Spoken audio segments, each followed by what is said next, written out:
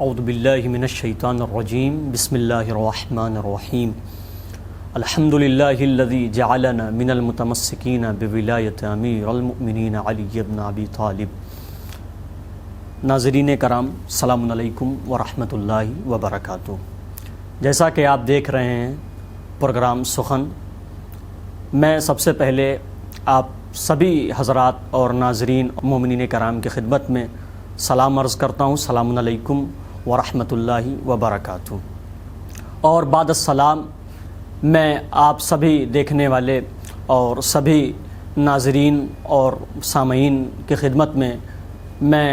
شہزادی معصومہ قم سلام اللہ علیہا کی آمد کی مبارکباد پیش کرتا ہوں، اور اپنے زمانے کے امام کے ظہور میں بھی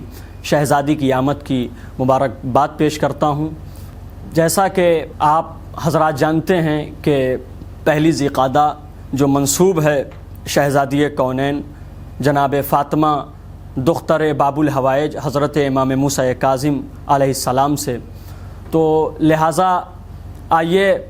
ہم سب کچھ سوالات جو اہم ترین سوالات ہیں آج ہمارے سخن پروگرام میں تشریف لائے ہیں عالی جناب مولانا مصطفیٰ علی خان ادیب الہندی صاحب۔ آئیے ہم سب قبلہ کی بارگاہ میں چلتے ہیں اور ان سے کچھ اہم سوالات شہزادی کے سلسلے سے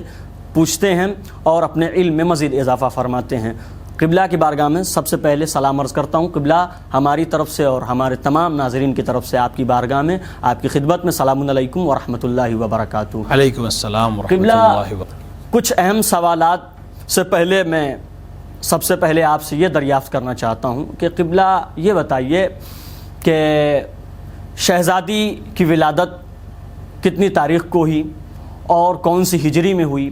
اور کہاں ہوئی اور کس وقت ہوئی؟ آپ اس کے اوپر آپ نظر ڈالیں۔ اعوذ باللہ من الشیطان الرجیم، بسم اللہ الرحمن الرحیم، الحمد للہ رب العالمین، وصلی اللہ علی سیدنا محمد وعلیہ الطیبین الطاہرین۔ شہزادی معصومہ قم سلام اللہ علیہا کی ولادت بسعادت جو تاریخ میں مرقوم ہے اور مشہور علماء نسب نے جس کو قبول فرمایا ہے، وہ پہلی ذی قعدہ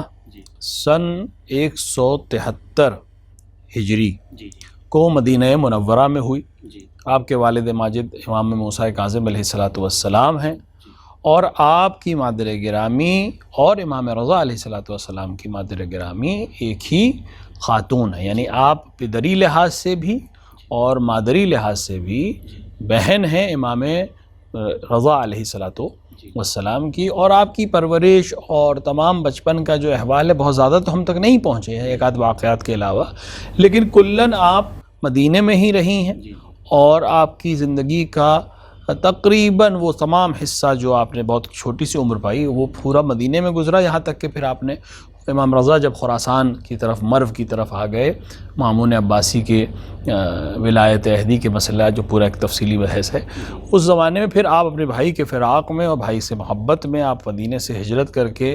ایران یعنی خراسان کی طرف آنے لگیں، اور جب آپ سابا جو ایک شہر ہے قم کے نزدیک ایک شہر ہے سابا، وہاں پہنچی، وہ اس زمانے میں ناصبیوں کا گڑھ تھا، وہاں آپ کے کاروان پر حملہ کیا گیا جس کے اندر تقریباً جتنے بھی ہاشمی سادات تھے ساتھ میں یا دیگر افراد تھے وہ قتل کر دیے گئے، اور بعض روایات کے لحاظ سے آپ کو بھی زہر دیا گیا، اور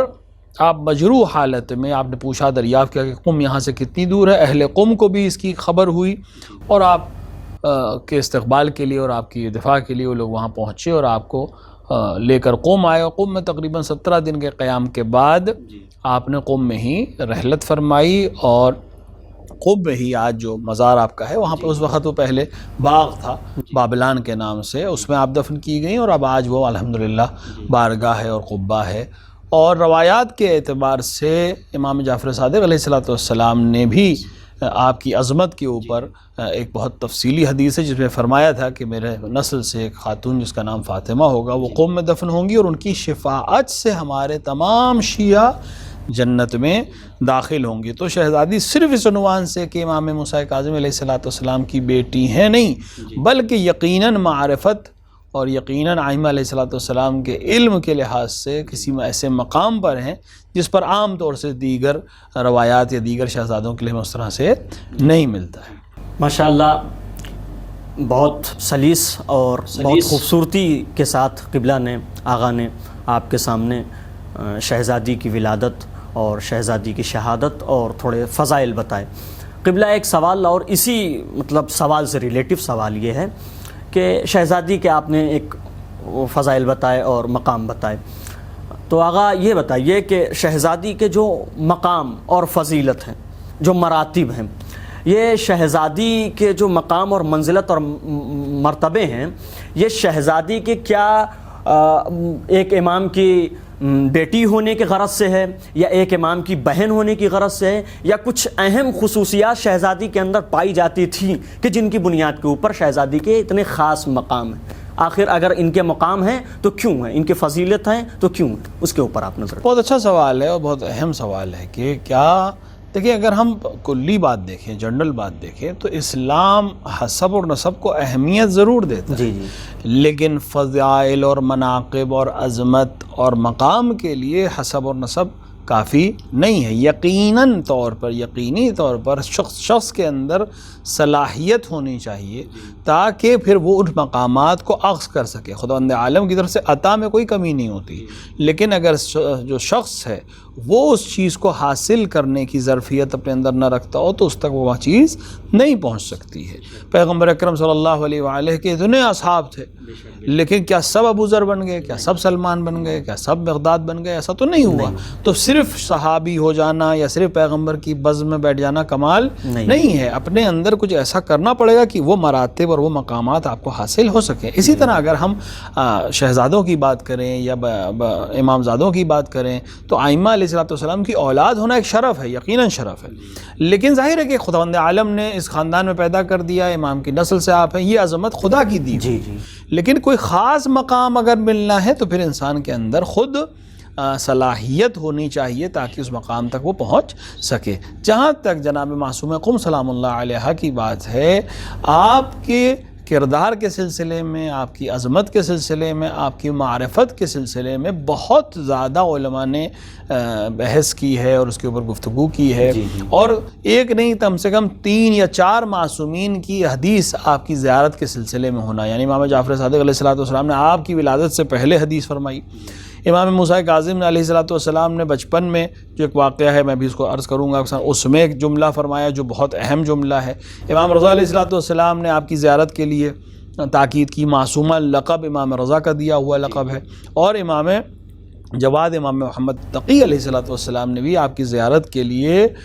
تاکید کی اور اپنے شیعوں سے کہا کہ جا کر میری پھوپھی کی جس نے بھی زیارت کی جنت اس کے لیے واجب ہے۔ تو یہ معصوم جب کسی کے لیے کوئی بات کہتا ہے تو وہ اہمیت رکھتی ہے، کیونکہ معصوم کا قول ہمارے لیے حجت ہے۔ بے شک معصوم صرف اس عنوان سے گفتگو نہیں کرتا کہ میری بہن ہے یا میری بیٹی ہے یا میری پھوپھی ہے یا میری رشتہ دار ہے، معصوم جب سامنے والے میں ظرفیت دیکھتا ہے تب کوئی چیز کو بیان کرتا ہے، حقیقت کو بیان کرتا ہے، صرف جذبات میں یا رشتوں کے سلسلے سے بات نہیں کرتا۔ تو کچھ چیزیں جو علماء نے پیش کی، ایک شہزادی سلام اللہ علیہ کے مقام جو عظمت حاصل ہوئی اس کے 2 وجوہات بیان ہوئی ہیں۔ ایک یہ کہ معرفت امام وقت کی،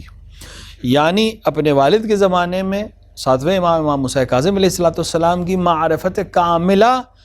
پر آپ فائز تھیں، اور معارف اپنے والد سے جو اخذ کی وہ تو اپنی جگہ پر، خود معرفت جو ہونی چاہیے، یعنی کس طرح امام وقت کی تائید کرنی چاہیے اور کس طرح اطاعت کرنی چاہیے، یہ سبب بنا کہ آپ باقیوں سے الگ نظر آئیں۔ اور امام موسیٰ کاظم علیہ السلام کی شہادت کے بعد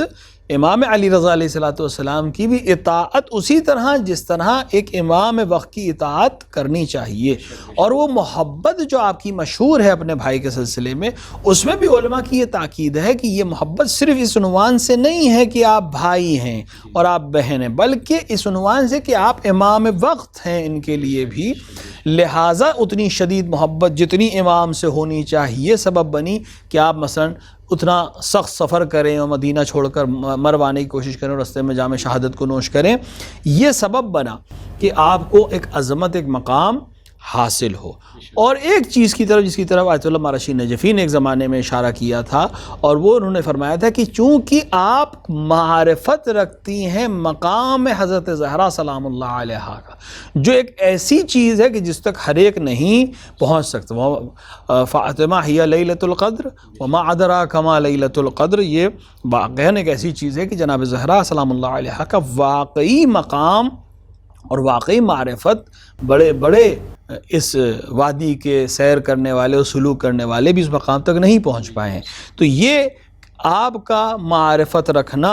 اور شہزادی سلام اللہ علیہا کی عظمت کا اور ان کے جو اصل مرتبہ ہے اس کو جاننا خود سبب بنا کہ آپ کی اس طرح سے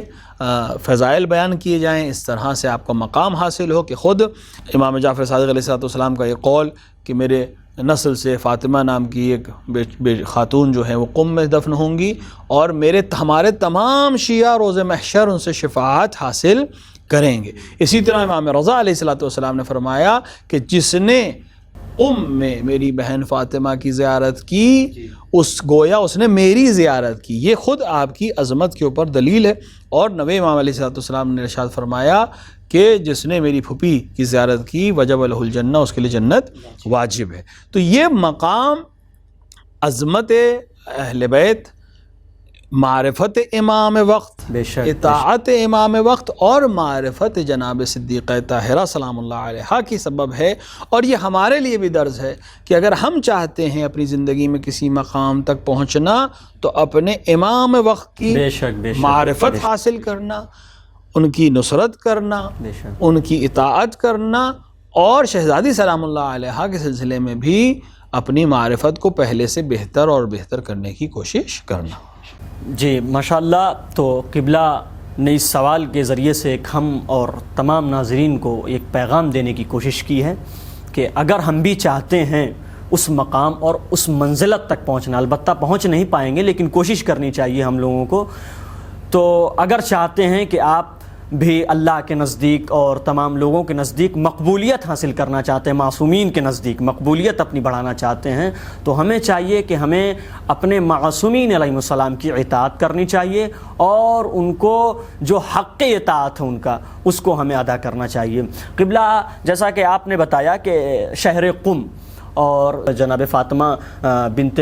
موسیٰ کاظم علیہ السلام جو کہ قم شہر میں ان کا روضہ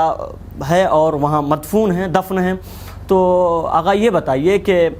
کیا بی بی کے وہاں دفن ہونے کی وجہ سے کیا کچھ شہر قم کی بھی فضیلت ہے، اور وہاں جو حوضہ علمیہ قم چلتا ہے اگر اس کے اوپر بھی آپ کچھ بیان کر سکیں تاکہ ہمارے ناظرین اس سے مستفید ہو سکیں تو بسم اللہ۔ دیکھیے معصوم قم سلام اللہ علیہا کی آمد سے بہت پہلے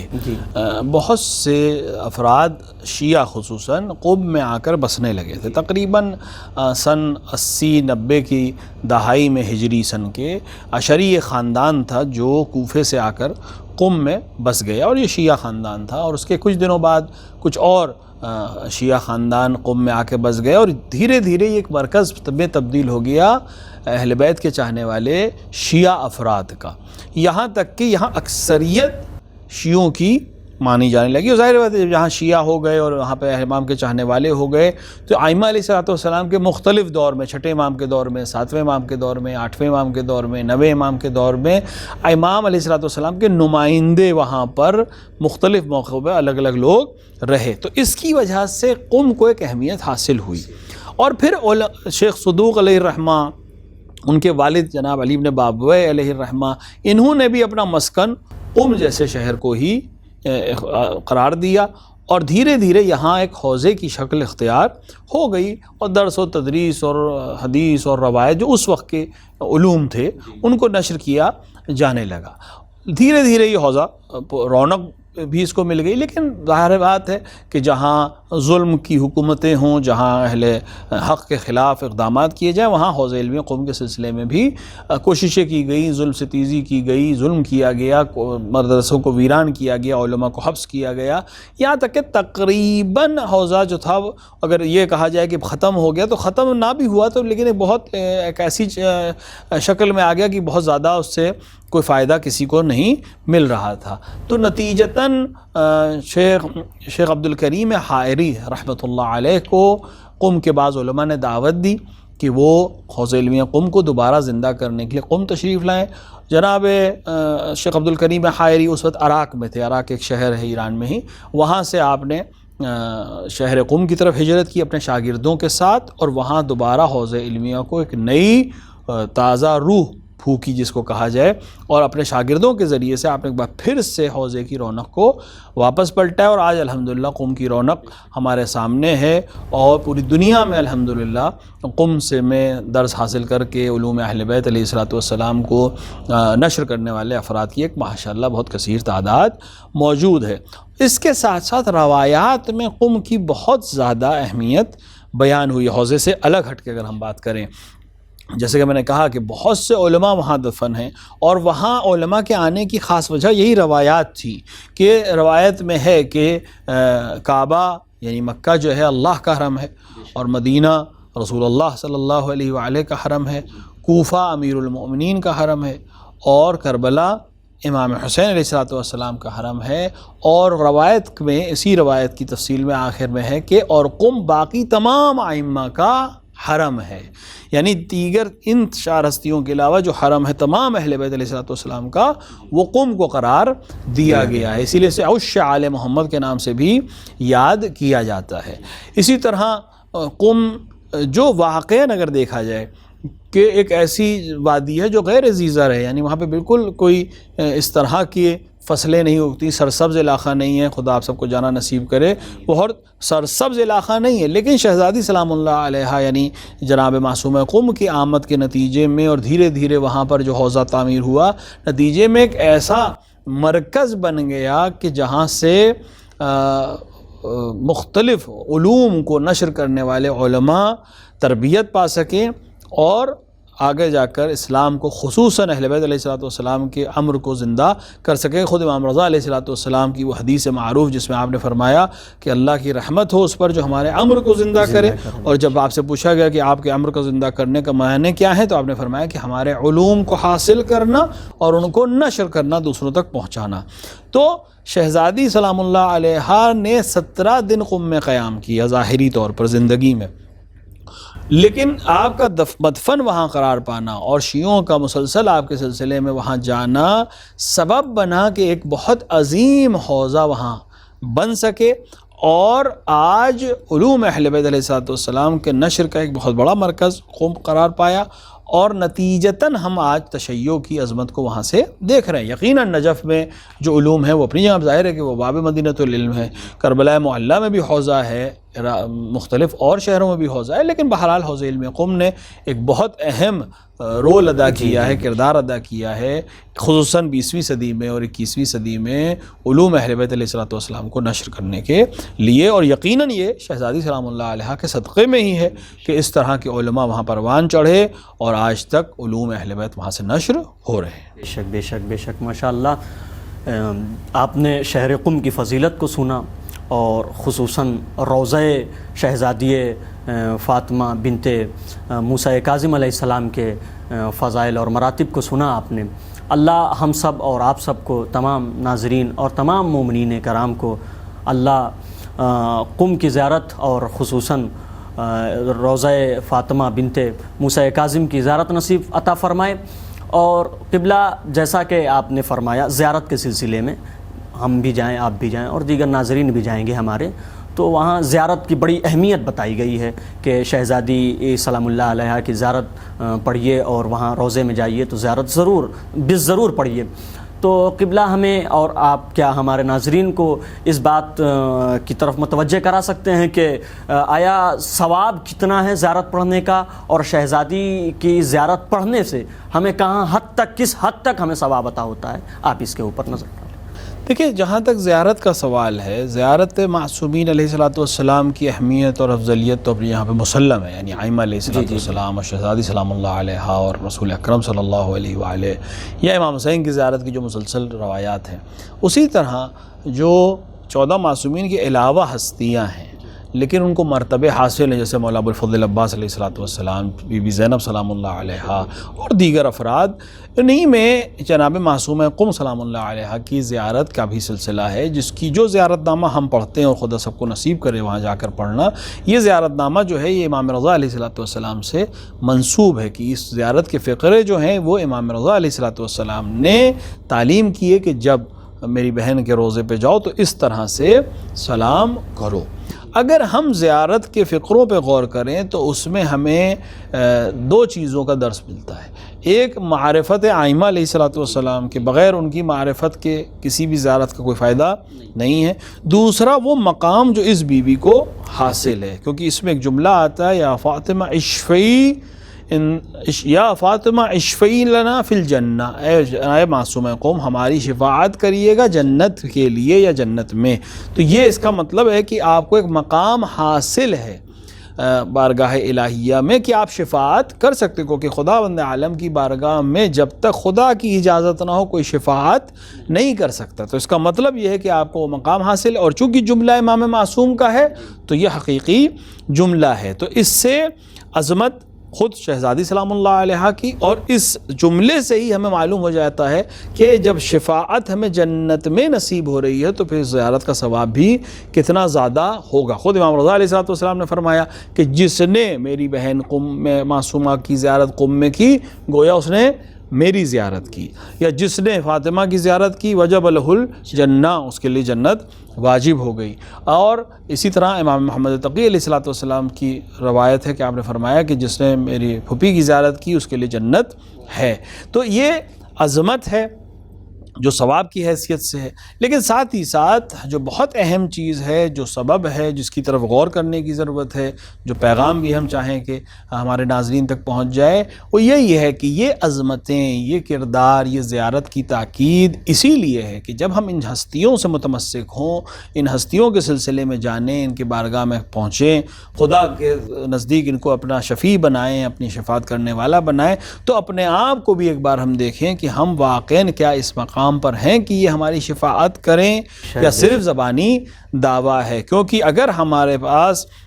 زیارت کے لیے ہم کھڑے ہیں وہاں، لیکن ہم انہی کے حکم کے خلاف عمل کرتے ہیں، یا ان کی پسند کے خلاف عمل کرتے ہیں، یا ان کی تعلیمات کے خلاف عمل کرتے ہیں، یا اپنی زندگی اس طرح سے نہیں گزارتے جیسے وہ اپنے چاہنے والوں کو دیکھنا چاہتے ہیں، تو یقیناً پھر ہم اس مقام کو حاصل کرنا ہمارے لیے سخت ہو جائے گا۔ ان کا کرم سے ہمیں انکار نہیں ہے، لیکن ہمیں خود بھی اپنے آپ کو دیکھنا پڑے گا کہ ہم اپنے آپ کو اس مقام تک لے جائیں۔ یقیناً شہزادی سلام اللہ علیہا کی زیارت ایک عظیم ثواب رکھتی ہے، لیکن اس ثواب کے استحقاق کے لیے ضروری ہے کہ ہم اپنے آپ کو اس مقام تک پہنچائیں کہ کوئی اور چیز آ کر اس ثواب کو ہم سے چھین نہ لے۔ ماشاءاللہ، آپ نے سنا، آپ اس جواب کے ذریعے سے بھی ایک پیغام دیا آغا نے ہم لوگوں کو کہ یا فاطمہ اشفعی لنا فی الجنہ، اے فاطمہ ہماری جنت میں شفاعت کروائیے گا۔ لیکن شفاعت کے بھی ایک کیٹیگری ہے، ایک منصب ہے اور ایک عہدہ ہے۔ شفاعت اسی شخص کی ہوگی کہ جو شخص اپنے آپ کو معصومین علیہم السلام کا پیروکار بنائے گا، اطاعت گزار بنائے گا۔ تو لہٰذا اگر آپ چاہتے ہیں کہ جنت میں آپ کی شفاعت کرائی جائے اور بی بی معصومہ قم آپ کی شفاعت کرائیں، تو لہٰذا ہمیں اپنے آپ کو معصومین اور 14 معصومین علیہم السلام کا پیروکار بنانا پڑے گا۔ لہٰذا ابھی آپ نے قبلہ سے ثواب کے بارے میں سنا، تو قبلہ اسی ثواب سے ریلیٹیو ایک سوال اور بنتا ہے کہ آخر اتنا ثواب معصومہ کی زیارت پڑھنے کا کیوں ہے؟ اس کے اوپر آپ کچھ بیان دیں۔ دیکھیے، ثواب کے سلسلے میں جو سب سے اہم چیز ہے وہ یہی ہے کہ جو معصوم سلام اللہ علیہا یا معصومہ قم سلام اللہ علیہا کی جو عظمت ہے وہ خود آپ کی معرفت کی بنا پر ہے، اور معرفت کے نتیجے میں دوسرا انسان جو آپ کی زیارت کرے گا وہ اپنے معارف کو اوپر لے جائے گا، اور یقیناً کردار اس طرح کا ہے۔ امام کی نصرت، امام کی اطاعت، شہزادی سلام اللہ علیہ کی عظمت سے معرفت حاصل ہونا سبب بنتا ہے کہ وہ شخص جو ان کی زیارت کرے یا ان سے اپنے آپ کو متمسک کرے وہ بھی استحقاق ثواب حاصل کرے۔ تو بہت اہم اس میں وہی دو چیزیں ہیں جو پہلے بھی اشارہ کی گئیں، ایک امام کی معرفت اپنے وقت کی، اور دوسری شہزادی کونین جناب صدیقہ طاہرہ سلام اللہ علیہ کی معرفت کہ جو انسان کو کمال تک پہنچاتی۔ ایک اور سوال چلتے چلتے کہ قبلہ ہمارے ناظرین کے لیے جناب فاطمہ بنت موسیٰ کاظم علیہ السلام کے سلسلے سے آپ کچھ پیغام، چھوٹا سا پیغام، کیونکہ دامن وقت میں گنجائش نہیں ہے، چھوٹا سا پیغام دے دیجئے تاکہ ہم لوگ پروگرام کو اگلی مرتبہ کے لیے رکھا جائے۔ صرف ایک ہی پیغام جو جناب معصوم قم سلام اللہ علیہ کی عظمت کے اوپر بھی دلیل ہے اور ان کی زیارت میں بھی ہے کہ ہم جناب معصوم قم سلام اللہ علیہ کی زیارت میں یہ کہتے ہیں کہ ہم آپ سے قرب حاصل کرنا چاہتے ہیں، آپ کی محبت اور ولایت کے ذریعے اور آپ کے دشمنوں سے براعت کے ذریعے۔ یہ دو اہم چیزیں ہیں جو تمام معصومین کے لیے ہیں، تو ہمیں محبت کرنی ہے اہل بیت علیہ الصلوۃ والسلام سے اور بغض اور براعت کرنی ہے آپ کے دشمنوں سے، لیکن یہ زبانی نہ ہو بلکہ عملی ہو، یعنی کردار ایسا بنائیں جو اہل بیت کو پسند ہے اور اپنے کردار کو دور رکھیں ان لوگوں کے کردار سے جو اہل بیت کے دشمن ہیں۔ بسم اللہ وآخر دعوانا ان الحمدللہ رب العالمین۔ بہت بہت شکر گزار ہوں آقا آپ کا کہ آپ نے ہمارے اور تمام ناظرین کے علم میں مزید اضافہ فرمایا شہزادی کے سلسلے سے۔ آپ اب ناظرین کرام اپنے میزبان کو اجازت دیجیے، انشاءاللہ ہم لوگ اگلا پروگرام آپ کے سامنے کسی اہم ٹاپک کے اوپر اور کسی اہم معصومین کی موضوع کے اوپر آپ کے سامنے لے کر پیش ہوں گے۔ فقط والسلام ورحمۃ اللہ وبرکاتہ۔ اللہم عجل لولیک الفرج، اللہم عجل لولیک الفرج، اللہم عجل لولیک الفرج۔